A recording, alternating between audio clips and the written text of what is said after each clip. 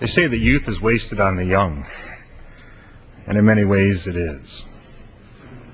As a kid growing up in Michigan who loved baseball, going through those deep winters was very difficult. We would wait for the first signs of spring, and one of the surest signs that spring was here was the voice of Ernie Harwell. Now, as I was growing up, our Tigers weren't always at the top of their game. They had some very tough years there.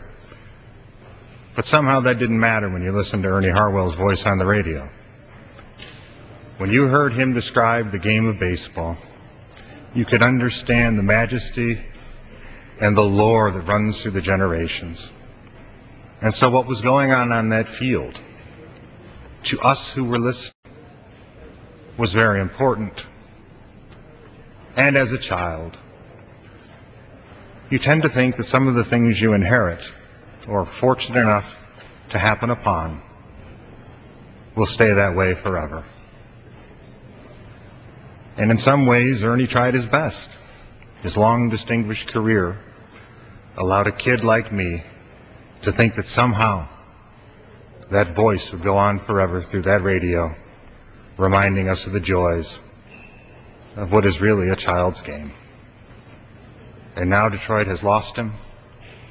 The baseball community has lost him. But we have not lost the resonance of his voice in our hearts. And every time spring comes, we'll be reminded not only of the joy that the national pastime is back, but we will be reminded of the joy that was listening to and being with Ernie Harwell.